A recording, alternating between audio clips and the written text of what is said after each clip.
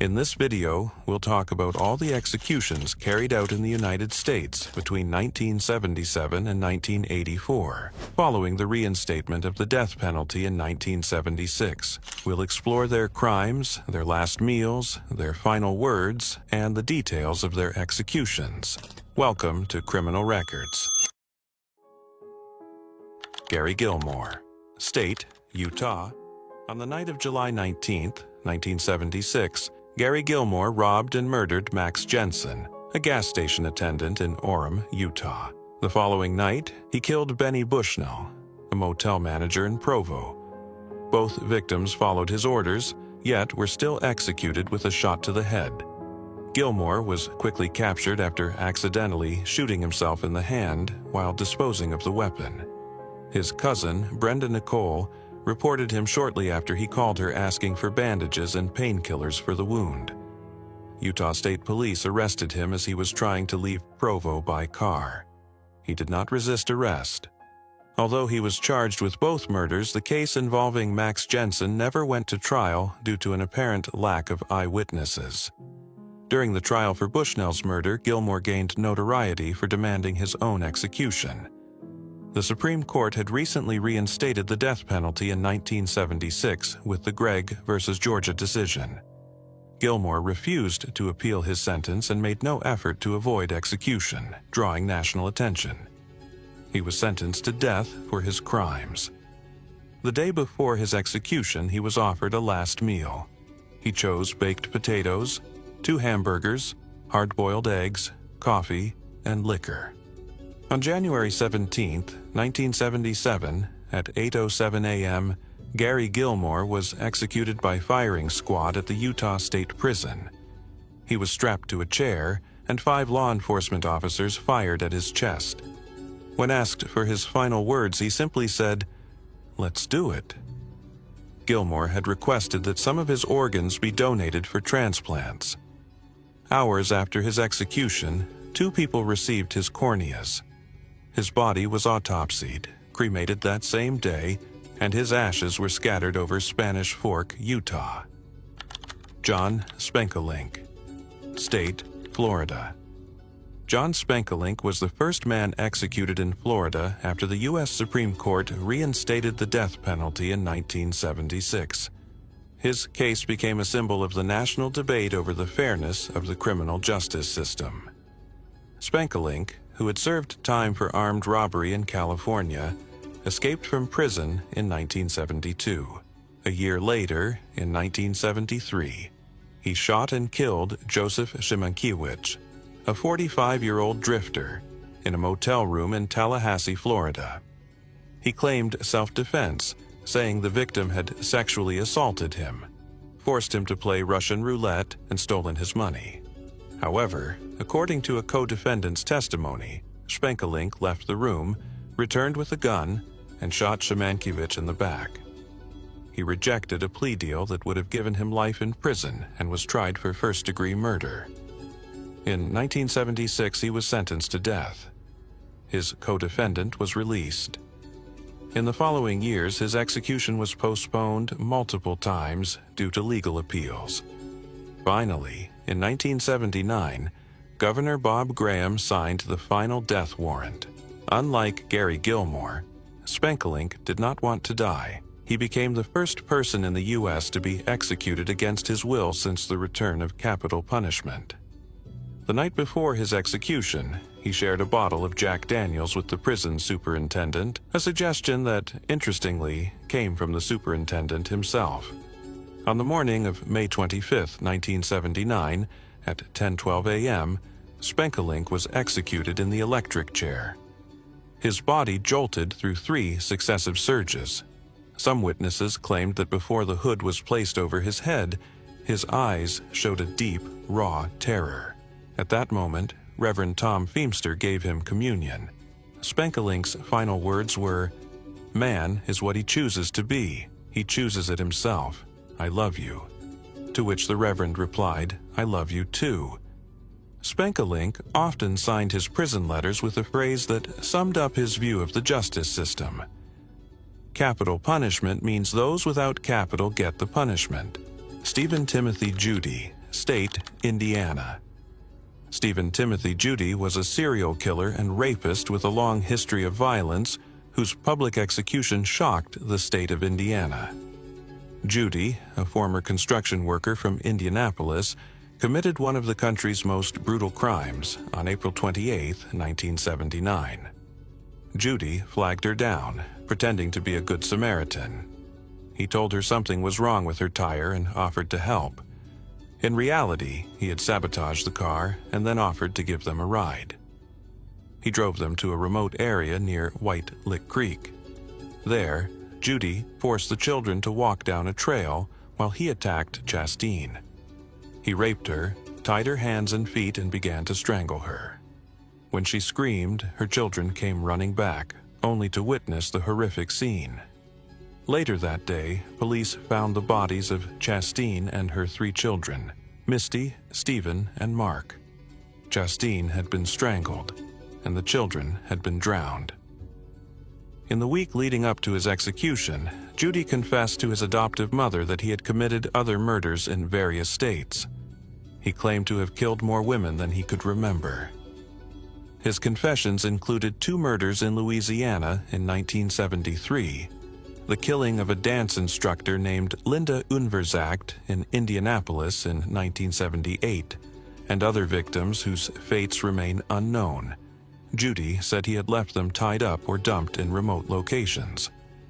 During his trial, Judy pleaded guilty to the murders of Chastine and her children. He rejected an insanity defense and demanded the death penalty. He told the judge directly, "I really want you to give me the death penalty, because someday, somehow, I might get out of that prison, and I think I've already proven that." On February 25, 1980, he was sentenced to death.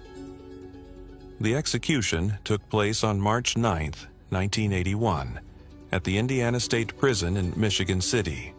It was the first execution in the state since 1961. His last meal included prime ribs, lobster tails, baked potatoes with sour cream, a chef's salad with French dressing, and a dinner roll. He also requested 4 beers, but the request was denied.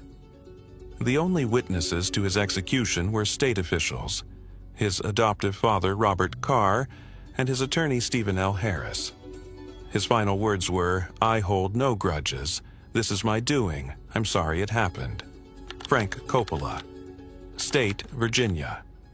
Frank Coppola was a former police officer from Portsmouth, Virginia, whose life took a dark turn into violence and crime. He was fired from the department for filing a false report and failing to report an assault on an inmate. Although he was reinstated after a suspension, he was suspended again for insubordination and eventually resigned in 1967. Years later, following a car accident in 1975 that caused chronic pain and contributed to the collapse of his second marriage, Coppola spiraled into financial trouble. In 1978, along with his wife Karen, former accomplice Joseph Miltier, and Miltier's girlfriend Donna Mills, he planned a robbery at the home of Peyton M. Hatchell, a wealthy used car dealer in Newport News, Virginia. The first robbery attempt failed. But on April 22, 1978, Donna Mills arrived at the Hatchell's home pretending to be a delivery person, hiding a gun in a bouquet of roses. Once inside, she, Coppola, and Miltier brutally beat Muriel Hatchell while demanding to know where the money was. According to trial testimony, Coppola was the one who repeatedly slammed Muriel's head into the floor. During the attack, Mr. Hatchell came home and was also severely beaten. The attackers fled with 3 rings and $3,000 in cash. Muriel later died from a brain hemorrhage caused by the beating, while Peyton survived, but with permanent injuries. Coppola was caught, and despite denying involvement, the evidence against him was overwhelming. His fingerprints were found in Hatchell's car, and Mills testified against him. On September 26, 1978, he was convicted of capital murder and sentenced to death.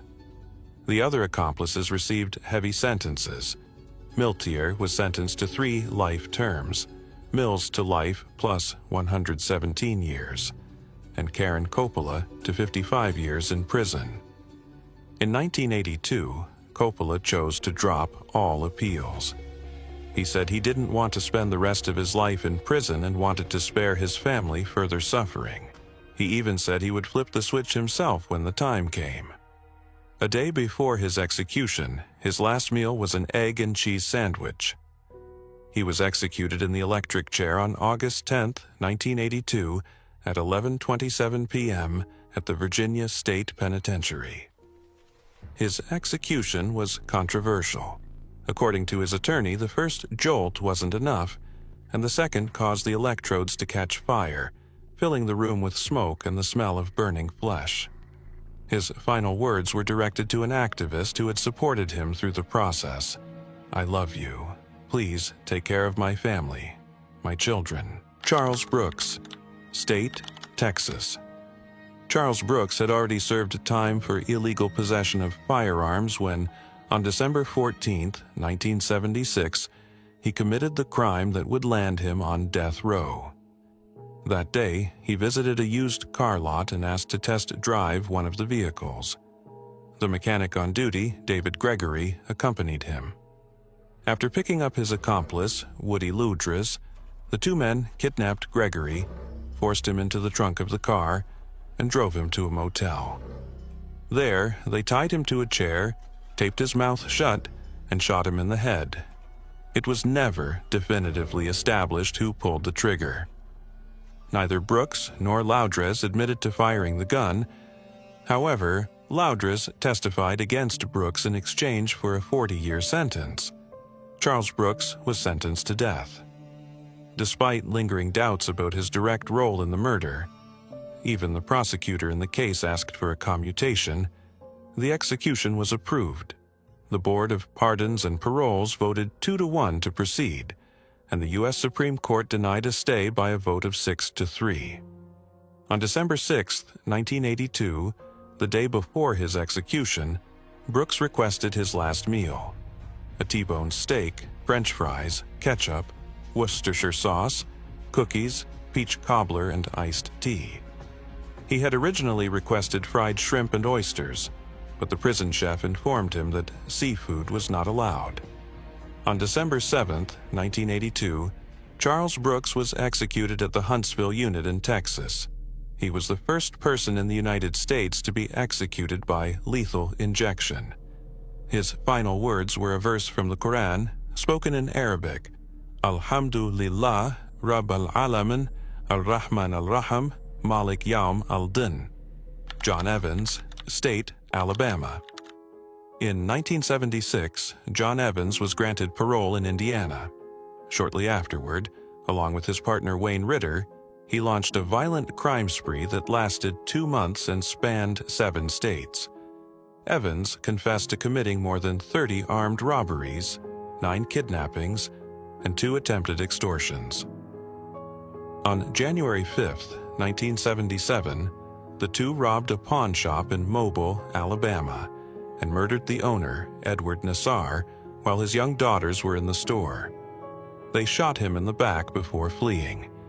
The FBI captured them on March 7 in Little Rock, Arkansas. They were found in possession of the murder weapon and another stolen handgun. Evans offered a detailed confession, but prosecutors refused to accept it because they wanted a jury conviction and death sentence, as required by Alabama law. During the trial, Evans showed no remorse. He admitted to his crime and even threatened the jury, stating that if they didn't sentence him to death, he would escape and kill them all. The jury deliberated for only 15 minutes before finding him guilty and sentencing him to death. The sentence was reviewed and upheld by higher courts. His mother attempted to appeal as a next friend, but her request was denied. In 1982, Evans dismissed his attorneys and waived all remaining appeals. He was executed on April 22, 1983, by electric chair at Holman Correctional Facility in Alabama. The chair, nicknamed Yellow Mama, had been built by an inmate in 1927 and had not been used since 1965. At 8:40 p.m., the executioner flipped the switch for the third time. Evans was pronounced dead at 8:44 p.m., after a grueling 14-minute ordeal in which he was essentially burned alive.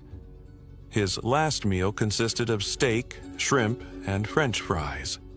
However, one of his final requests was not honored, though the details were never disclosed. Before his death, Evans attempted to say a few words. He said, "I hold no grudges against anyone. I hate no one. Jimmy Lee Gray, State, Mississippi." In 1968, Jimmy Lee Gray, at the age of 19, was convicted for the horrific crime of taking the life of his 16-year-old girlfriend, Elda Louise Prince, in Arizona. He brutally attacked her and left her body in a railway canal. He was sentenced to between 20 years and life imprisonment, but was released in 1975 after serving only 7 years. A year later, in Mississippi, he committed another devastating crime. He was found guilty of taking the life of a 3-year-old girl, Duressa Jean Scales, who used to play with his cats. He took her to a wooded area where the tragic crime occurred. He confessed to everything during the police interrogation. He was sentenced to death in December 1976. Although initially the Mississippi Supreme Court ordered a retrial, the sentence was reinstated in 1978. His own mother, deeply affected, wrote to the governor and the court, asking for no further opportunities to be given. On September 2, 1983, Gray was executed in Mississippi's gas chamber, becoming the first person executed in the state since 1964. His last meal was substantial: burritos, enchiladas, rice, beans, salad, strawberries, milk, and a pizza, which he shared with a group of ministers before receiving communion. His execution was especially controversial. The chamber had no head support, causing Gray to violently hit his head against a metal tube while suffering spasms. Witnesses heard at least 11 groans before the room was evacuated, with Gray still alive. Later, his lawyer stated that the evacuation of the room was to prevent witnesses from seeing the cruelty of the procedure. It was later revealed that the executioner was under the influence of alcohol. Robert Austin Sullivan, State, Florida. On the night of April 8, 1973, Robert Austin Sullivan and his accomplice, Reed McLaughlin, went to the Howard Johnson's restaurant in Homestead, Florida, where Sullivan had worked as an assistant manager. There, they kidnapped 38-year-old Donald Schmidt, the new assistant manager. They tied his hands with tape, took him to a swamp in the Everglades, beat him with a crowbar, and shot him 4 times in the neck with a 12-gauge shotgun. They then stole his credit cards and watch. Sullivan was arrested on April 17th, and the police found the shotgun, pistol, crowbar, tape, and stolen items in his car. He confessed to the crime and implicated McLaughlin, who also confessed and agreed to a life sentence in exchange for testifying against Sullivan. Years later, Sullivan denied his guilt, claiming he had confessed while intoxicated and that his confession was coerced. He also alleged that his lawyer had not called witnesses who could confirm his alibi, that he was at a gay bar at the time of the crime. Sullivan claimed that the motive for the robbery was to pay off a blackmailer threatening to reveal his sexual orientation to his father. He was found guilty and sentenced to death on November 12, 1973. During his time on death row, he was described as a model prisoner. His execution was postponed several times until finally, on November 30, 1983, he was executed in the electric chair at the age of 36. He was the second person executed in Florida since 1976. His last meal consisted of steak, French fries, milk, and fresh strawberries. Before his death, he read a 2-page statement with several pauses due to emotion. His final words were addressed to his fellow death row inmates. "Despite what is about to happen to me, don't give up. I hold no grudges against anyone. May God bless us all." Robert Wayne Williams, State, Louisiana. On January 5, 1979, Robert Wayne Williams and his accomplice, Ralph Holmes, robbed an A&P supermarket in Baton Rouge, Louisiana.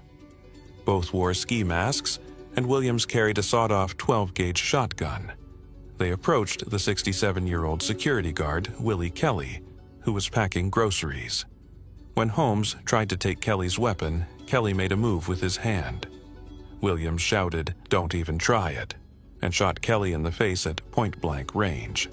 They then completed the robbery. During the assault, Holmes struck a customer, and Williams accidentally shot 2 people in their feet. The police received an anonymous tip implicating Williams, his wife, and Holmes. All were arrested, and both Williams and his wife confessed to the crime.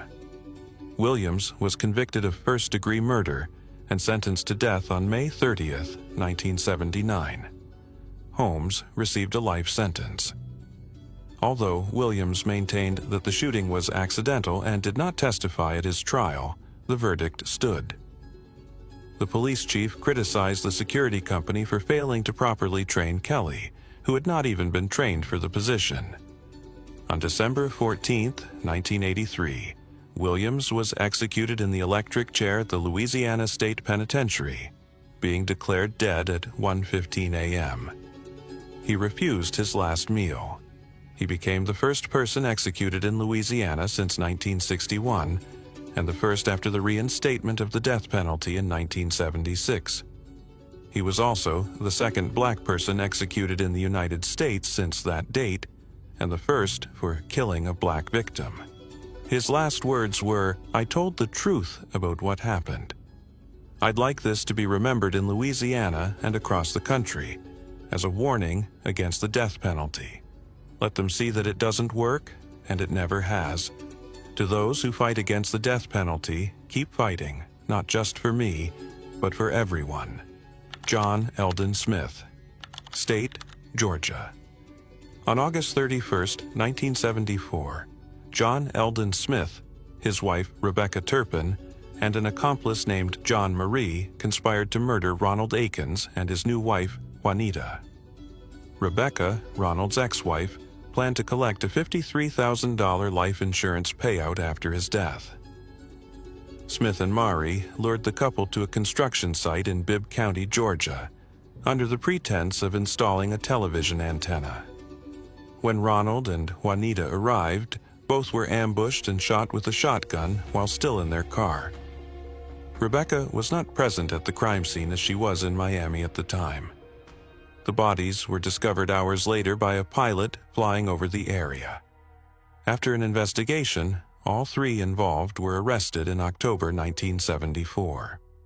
Marie cooperated with authorities, testifying that the original plan was to drug Ronald, but when Juanita accompanied him, they decided to kill both of them instead. In exchange for his testimony, Marie received 2 life sentences. John Eldon Smith was convicted after a 3-day trial. Rebecca was also sentenced to death but later received a new trial, claiming underrepresentation of women on the jury. She was ultimately sentenced to life in prison. Smith was the first person in Georgia to be sentenced to death with a scheduled execution date following the reinstatement of the death penalty in 1976, making his case high profile. Despite protests from public figures, such as Atlanta Mayor Maynard Jackson, Smith was executed. On December 15, 1983, John Eldon Smith was executed in the electric chair. He became the first person to be executed in Georgia since 1964. His official time of death was 8:15 a.m. Although rumors later suggested his last words were, "Well, the Lord is going to bring another one," contemporary sources indicate that no official statement was made. However, before being strapped into the electric chair, he told the guards, "Hey, there's no need to tighten it so much." Anthony Antone, State, Florida. Anthony Antone was an American convicted of orchestrating the murder of private investigator Richard Cloud. The crime occurred on October 23, 1975, under the orders of crime boss Victor Acosta. Antone was arrested and sentenced to death on August 27, 1976. He spent 7 years and 10 months on Florida's death row. His execution became controversial, as at 66 years old, he was the oldest person on Florida's death row. The Florida Catholic Conference, among others, joined in a campaign to have his death sentence commuted. Although his execution was delayed on January 14, 1984, Governor Bob Graham denied clemency requests. Finally, Anthony Antone was executed in the electric chair on January 26, 1984, making him the oldest person to be executed in the United States since the death penalty was reinstated. He held this record until 2004, when James Hubbard in Alabama surpassed him. Before his execution, visibly distressed, he said, "I'm very upset. I don't know what to say, really. How much time do I have? I want to apologize to my parents. I feel remorse for the 2 boys I killed, but it's hard to show it." John Albert Taylor, State, Utah. On June 23, 1989, in Washington Terrace, Utah, Sharon King returned home and faced one of the most devastating scenes a human being can encounter. She found her 11-year-old daughter, Sharla, without vital signs. The crime was brutal. The young girl had been attacked in her own bedroom in what, according to the prosecution, was a premeditated act with deeply disturbing intent. John Albert Taylor, a man with a criminal history who had arrived from Florida just days before the murder, was identified as the prime suspect. His own sister alerted authorities after learning details that implicated him. Taylor's fingerprints matched those found at the scene, and witnesses placed him at the apartment at the time of the crime. Despite his attempts to claim he had only entered to rob, the physical, forensic, and testimonial evidence contradicted him. The trial began in November 1989. Taylor waived his right to a jury, and on December 5th of that year he was found guilty of murder and other serious crimes.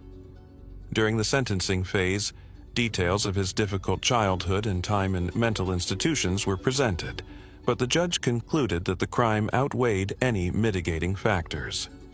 He was sentenced to death.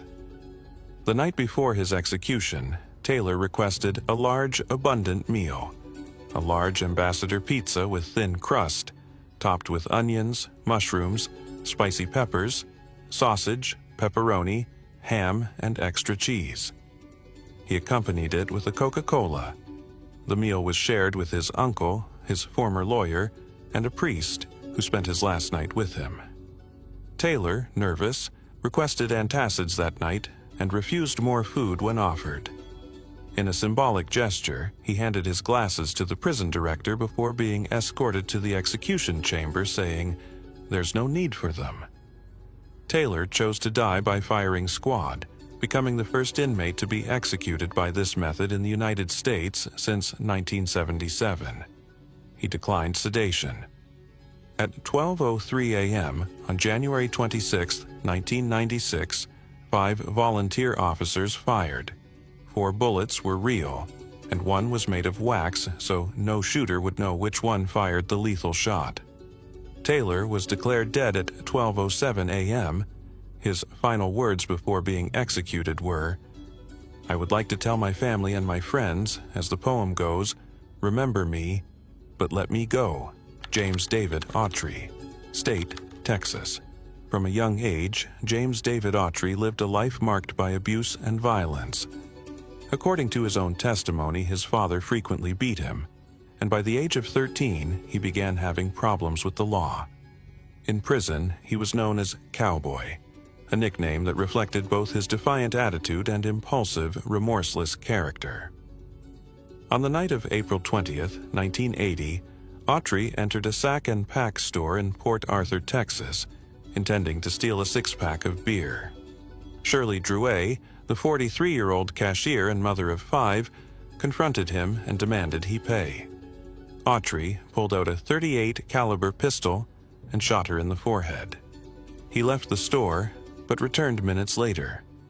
Inside, he found 2 customers checking Shirley's body, Joseph Broussard, a 43-year-old former Catholic priest, and Athanasios Sparnas, a 30-year-old Greek merchant sailor. Fearing they could identify him, he shot them as well. The police arrived shortly after receiving a shooting report. Sparnas was found gravely wounded in the parking lot, while Broussard was dead inside the store, with gunshot wounds to the head and neck. Drouet was still breathing, but died on the way to the hospital. No money or personal belongings were stolen, only a $2.76 pack of beer. Autry was arrested a few hours later at the mobile home he shared with his friend John Sandifer. Though he tried to blame Sandifer, he was recorded while talking to his mother from the police station, confessing he had attempted to rob the store and that things had gotten out of control. He was sentenced to death for these crimes and never appealed his sentence. The day before his execution, he requested a hamburger, fries, and a Dr. Pepper as his last meal. On October 4, 1983, he was strapped to the gurney with the needles already inserted when a last-minute stay was granted, but this only delayed the inevitable. He was finally executed by lethal injection on March 14, 1984, becoming the second person executed in Texas after the reinstatement of the death penalty. He did not say a single word before dying. During his time on death row, he expressed a preference for being hanged or decapitated, as he believed lethal injection wasn't manly. He also requested that his execution be televised so the public could see the reality of the death penalty. This request was denied. James William Hutchins, State, North Carolina. James William Hutchins was an American murderer convicted of killing 3 law enforcement officers in North Carolina in 1979. He was also implicated in a 1954 homicide in New Mexico and was suspected in a 3rd state. On May 31, 1979, Hutchins assaulted his teenage daughter during a domestic dispute in Rutherford. When officers Roy Husky and Owen Messersmith arrived, Hutchins shot and killed them both with a rifle from inside his home. He then fled in his car, armed. Due to failures in the sheriff's dispatch system, no alert was issued in time. Later, State Patrol Officer Robert Pete Peterson initiated a pursuit after spotting Hutchins' car speeding, unaware of the earlier murders. When Peterson stopped him, Hutchins murdered him as well. Hutchins was captured on June 1, 1979, after an intense search involving more than 200 local, state, and federal agents. He was tried and sentenced to death. His execution was delayed by several appeals, including one challenging the exclusion of jurors opposed to the death penalty. The U.S. Supreme Court narrowly rejected his appeal by a 5-4 vote, drawing strong criticism for the speed of the decision. He was eventually executed by lethal injection in North Carolina on March 16, 1984. His last meal was a meat sandwich and a soft drink. He did not make any final statement. The case led to reforms in communication protocols between state law enforcement agencies. Ronald Clark O'Brien, State, Texas. Ronald Clark O'Brien was an American murderer initially known as the Pixie Sticks Killer and later dubbed Candyman. On October 31, 1974, in Pasadena, Texas, O'Brien poisoned his 8-year-old son Timothy with a candy laced with cyanide, a giant tube of pixie sticks, in order to collect a $20,000 life insurance payout. That Halloween, despite the rain, O'Brien took his children out to trick-or-treat. Upon returning home, he allowed Timothy to choose a candy and helped him open it. He even gave him a glass of Kool-Aid to wash it down. Timothy began vomiting and convulsing almost immediately, and he died within an hour. O'Brien also handed out poisoned candy to other children in an attempt to cover up the murder. However, none of the other children ate the candy. Investigators found that O'Brien was in significant financial debt and had purchased several life insurance policies for his children, including one for $31,000 just days before the crime. During the trial, his premeditated plan and his sole motive, money from the insurance, became evident. He was convicted and sentenced to death. The day before his execution, his last meal consisted of a medium-rare beef steak, French fries with ketchup, corn on the cob, sweet peas, lettuce and tomato salad with egg and French dressing, iced tea, sweetener, crackers, Boston cream pie, and rolls. On March 31, 1984, O'Brien was executed by lethal injection. His last words were, "What is about to happen in a few moments is wrong." However, we as human beings make mistakes, and this execution is one of those mistakes. But that doesn't mean our entire justice system is wrong. Therefore, I will forgive everyone who has had any part in my death. I will also pray and ask for forgiveness for everyone I've offended in any way during my 39 years of life, just as I will do for anyone who has offended me. I will pray and ask God for mercy and forgiveness for all men. To my loved ones, I extend my immortal love. To my close ones, know in your hearts that I love each and every one of you. God bless you all, and may God's best wishes always be with you. Elmo Patrick Saunier, State, Louisiana. On November 4th of that year, David LeBlanc and Loretta Ann Bourque were at a remote location in St. Martin Parish after a school football game. Around 1 a.m., the Saunier brothers, Elmo Patrick Saunier, 27, and Eddie James Saunier, 20, approached them armed with Sambonu caliber rifles, pretending to be police officers. With a fake badge, they told the young couple they were being arrested for trespassing. They handcuffed both victims, put them in a car, and drove them to an oil site. There, Elmo raped Loretta, and then, under the promise of letting them go if she complied, she was also forced to have sex with Eddie.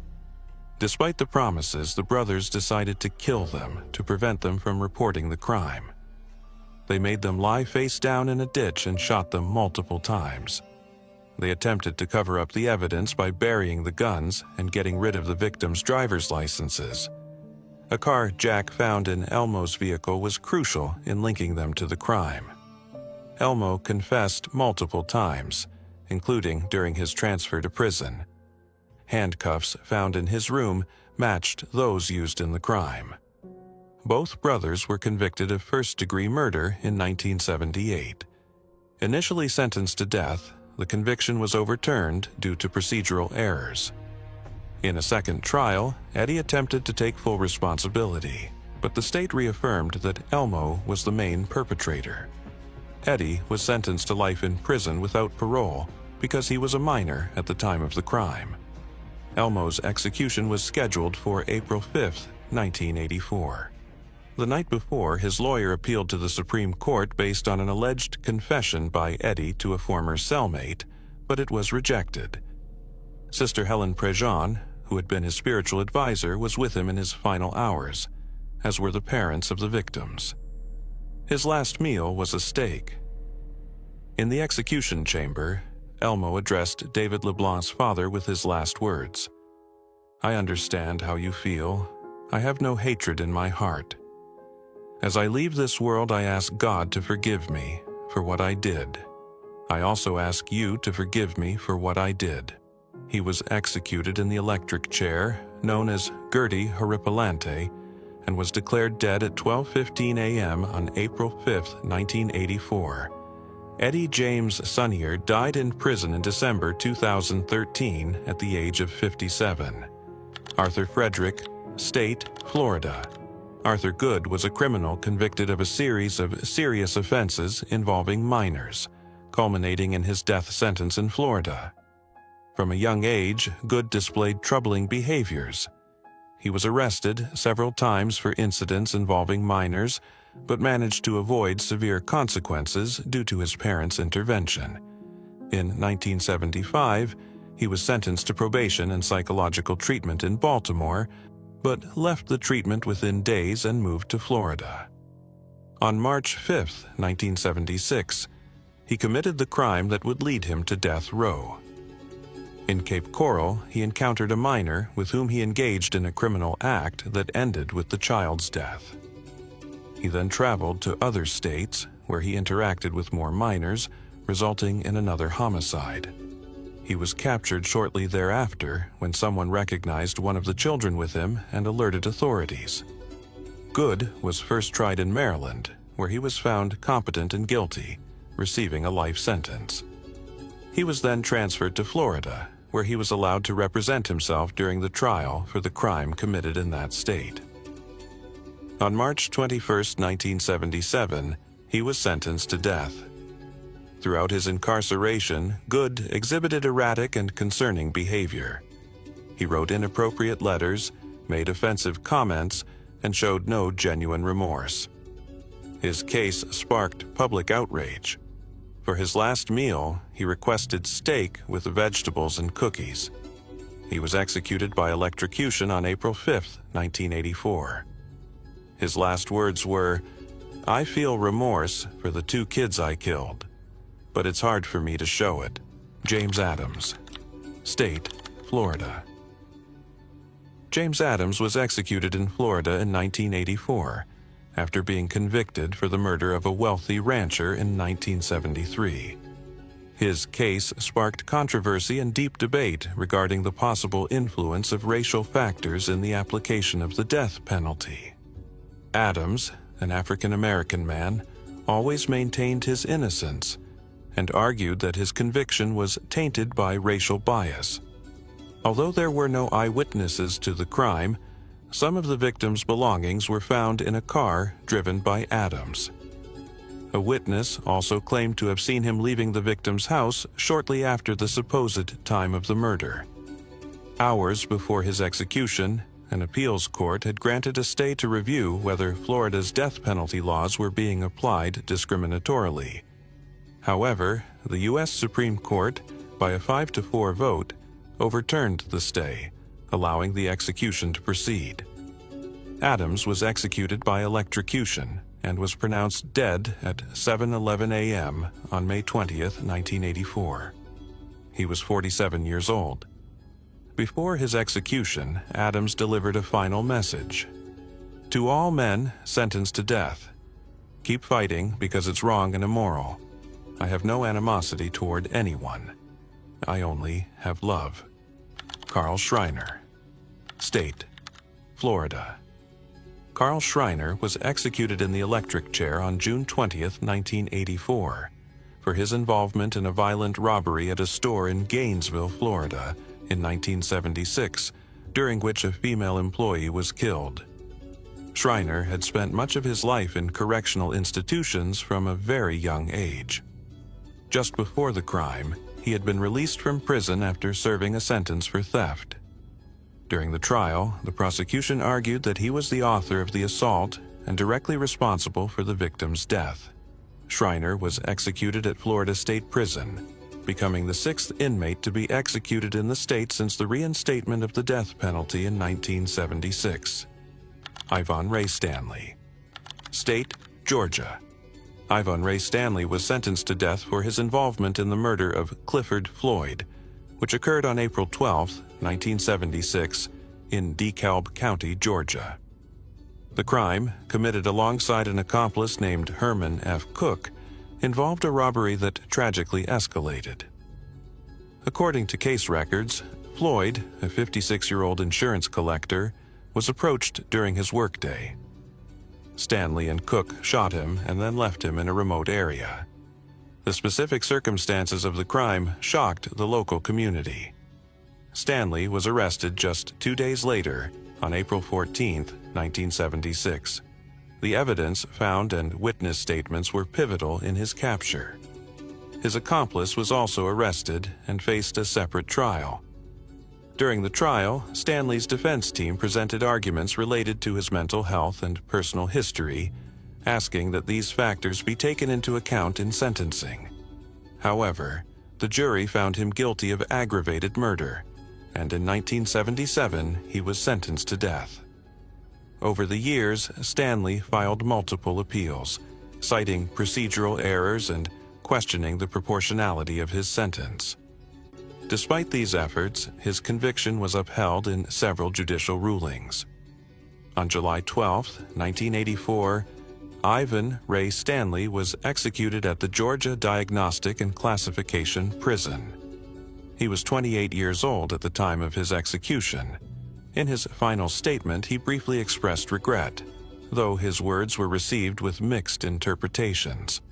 Stanley's case left a mark on Georgia's legal history, not only because of the nature of the crime, but also because it was one of the few executions recorded on audio, which sparked a debate about transparency and ethics in the application of the death penalty. David Leroy Washington, State, Florida. David Leroy Washington was executed for a series of murders committed over a 10-day period in 1976. His crime spree began on September 20th, when he and an accomplice killed Pastor Daniel Pridgeon. While the accomplice distracted the victim, Washington fatally stabbed him.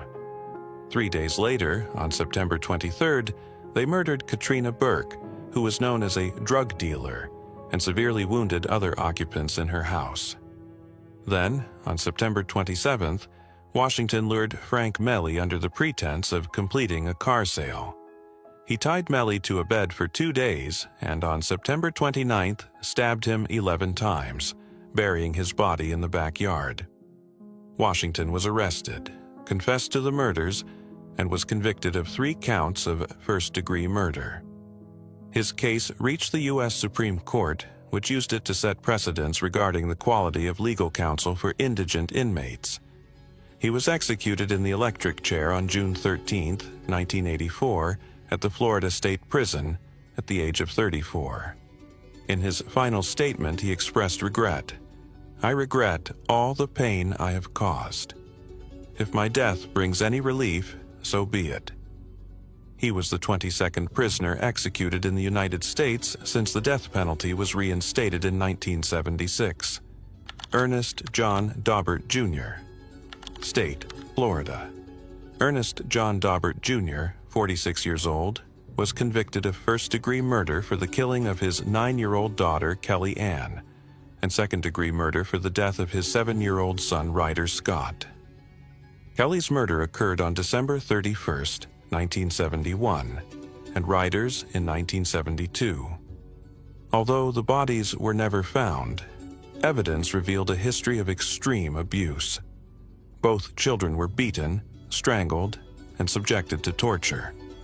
Daubert was also convicted of torturing his 11-year-old son, Ernest John Daubert III, and abusing his 5-year-old daughter, Anna Ray.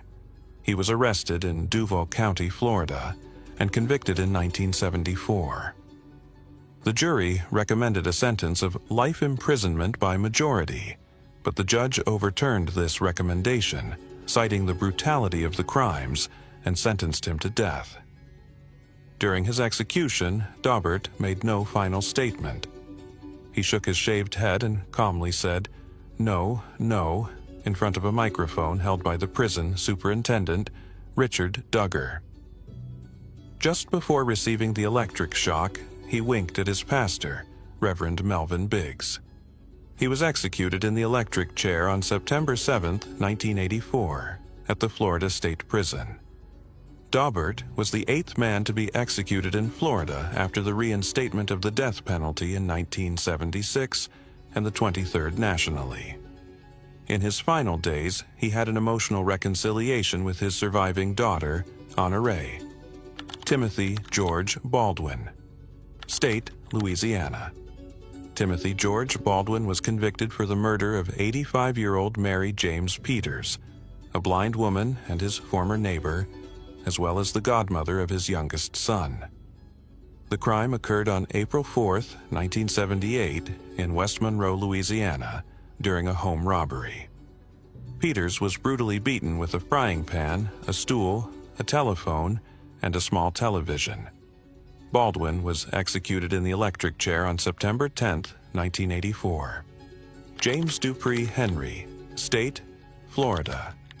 On March 23, 1974, in Orlando, during a robbery, James Dupree Henry broke into the home of Zellie Riley, an 81-year-old civil rights leader. He bound, gagged, and slashed Riley's throat with a knife.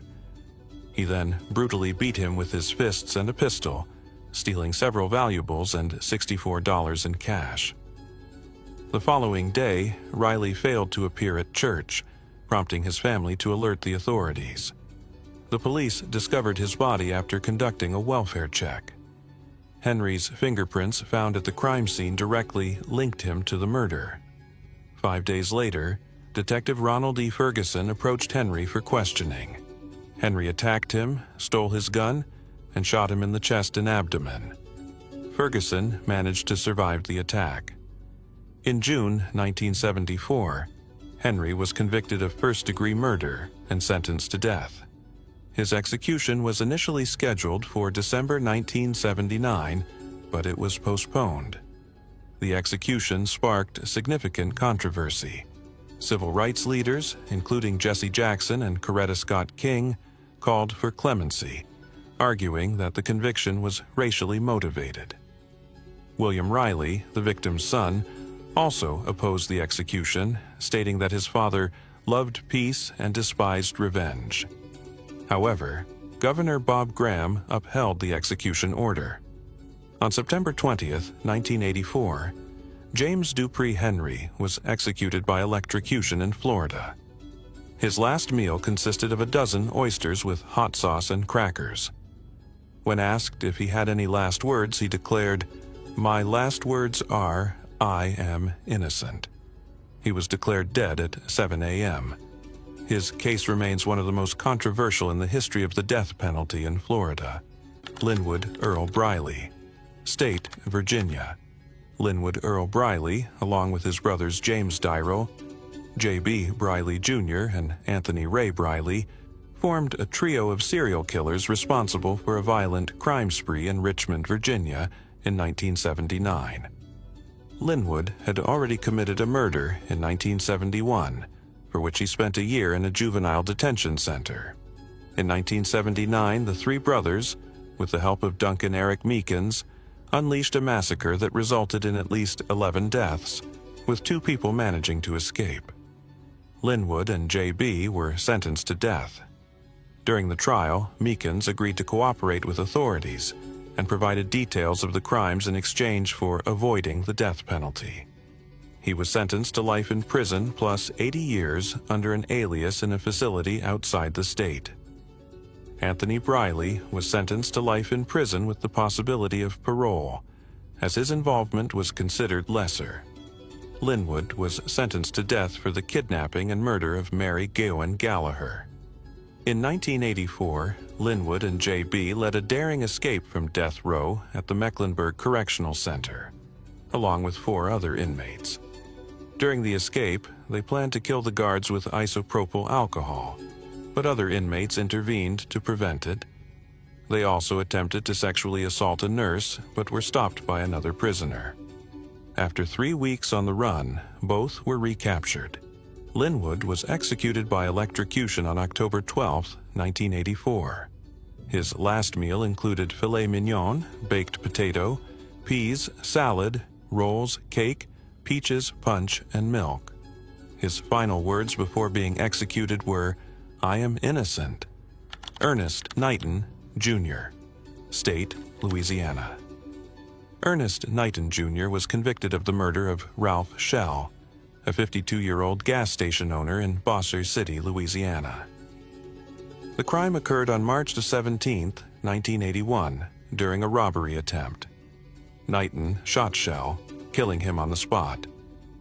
During the trial, Knighton acknowledged his guilt and expressed remorse.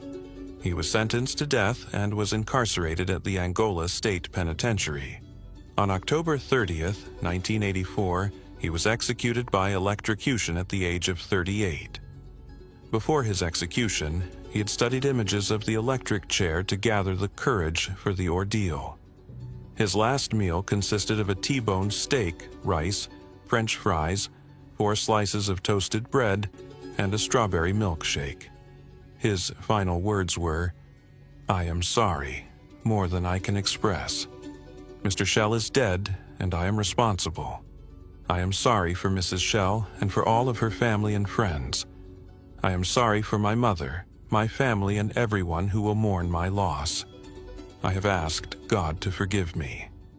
I must say that what you do is wrong. If I thought that my death would bring Mr. Shell back or save someone from murder, I would offer myself, but I know that it will not. Killing does not teach respect for life.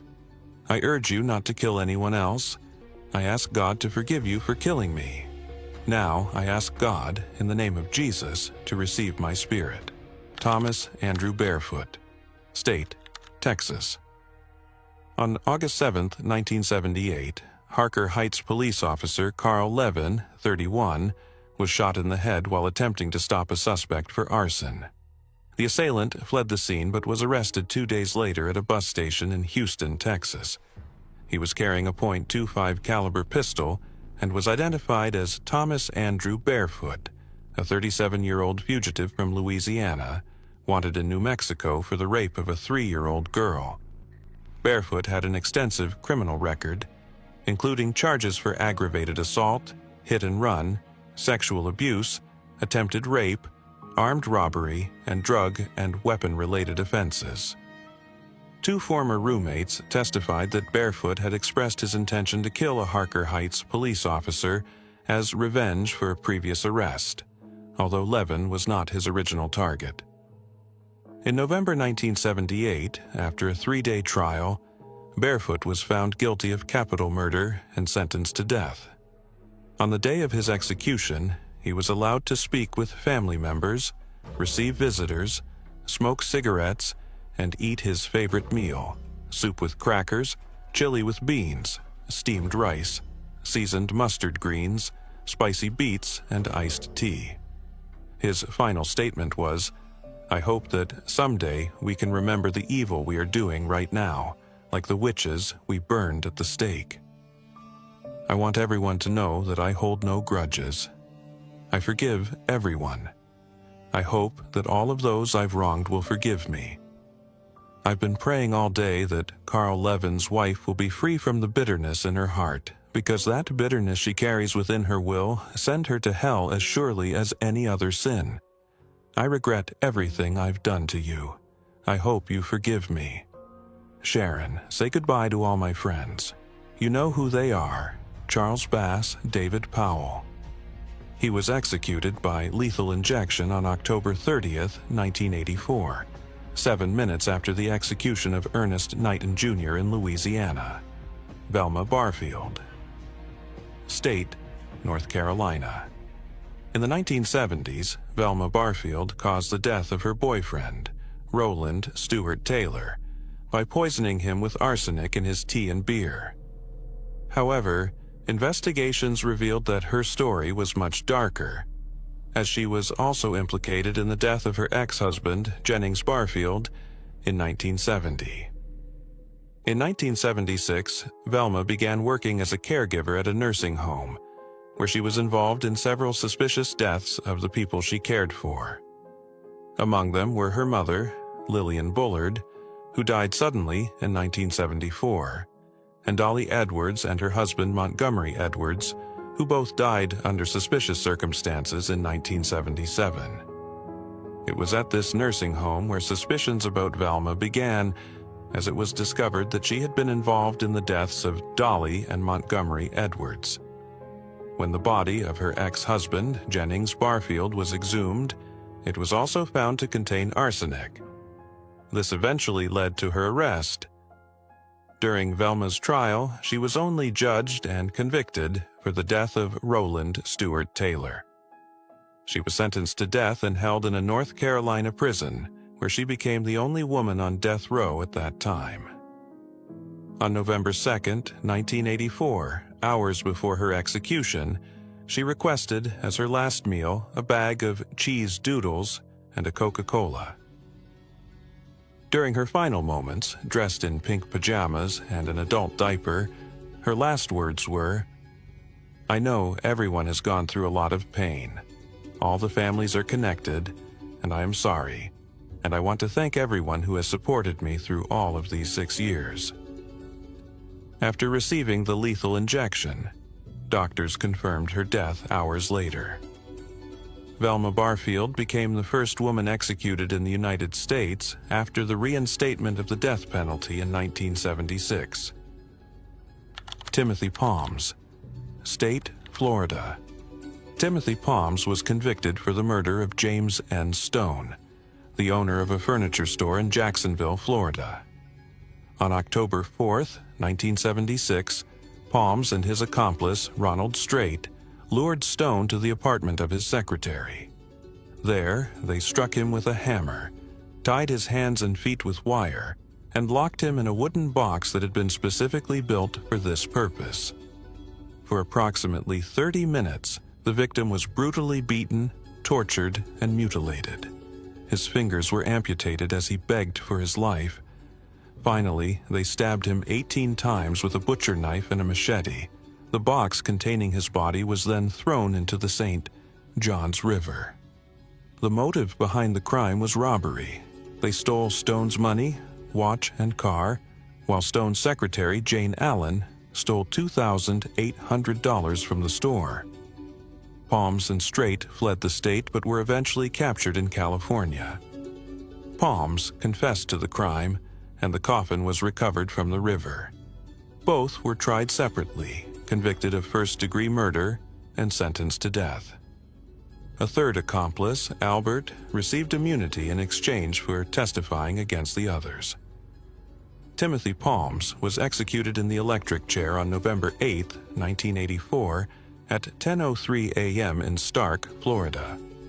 He was 33 years old. His last words were, "The love of my family has been my strength. That's all. Goodbye." Alpha Otis O'Daniel Stevens, State, Georgia. Alpha Otis O'Daniel Stevens was convicted of the murder of Roy Asbel, which occurred on August 21, 1974, in Twiggs County, Georgia. At the time, Stevens had escaped from the Houston County Jail, where he was serving a life sentence for another murder. During his escape, Stevens broke into the house of Charles Asbel, allegedly accompanied by another man. While looting the house and loading several weapons, including a Magnum .357 revolver, into a 1972 Dodge, Roy Asbel, father of the homeowner, arrived in his vehicle. Stevens later stated that Asbel became alarmed upon seeing the rifles in the car and drew his own weapon. At that moment, Stevens shot and killed him. Stevens was found guilty of murder at the Bleckley County Superior Court on January 20th and 21st, 1975. After exhausting all appeals, he was executed in the electric chair in the early morning of December 15, 1984, in Georgia. He was 39 years old. The execution became notorious due to a procedural error. The first electric shock, which lasted for 2 minutes and was administered at 12:18 a.m., failed to kill him. His chest continued to rise and fall, and he breathed 23 times during the 6 minutes of waiting before the medical team could examine him. At 12:24 a.m., a second shock lasting 2 minutes was applied. Stevens was declared dead at 12:37 a.m. The prison officials were unable to explain what went wrong. It was the 20th execution in the United States in 1984, and the third in Georgia that year. Robert Lee Willie, State, Louisiana. Robert Lee Willie was a serial killer who confessed to 5 murders in Louisiana between 1978 and 1980. He was sentenced to death for the rape and murder of 18-year-old Faith Hathaway, a crime he committed alongside his accomplice Joseph Jesse Vaccaro. They were also involved in the kidnapping and abuse of Debbie Cuevas, as well as the attempted murder of Mark Brewster, who survived but was left with lasting injuries. Willie also had a prior conviction for the murder of Dennis Hemby in 1978. While on death row, he received spiritual guidance from Sister Helen Prejean, who later wrote about their relationship in the book Dead Man Walking. Willie was executed on December 28, 1984, 5 days before his 27th birthday. His execution was the 6th in Louisiana within a span of 13 months. For his last meal, he chose fried fish, oysters, shrimp, French fries, and salad. His execution was witnessed by his family, Sister Prejean, and the parents of Faith Hathaway. Before dying, Willie made his final statement: "I hope my death gives you some relief. Killing people is wrong. That's why I've been sentenced to death. It doesn't matter if it's citizens, countries, or governments. Killing is wrong." He then winked and remained silent. Sister Prejean, who was with him until the end, stated that the wink was a gesture of peace. However, others interpreted it as an act of defiance.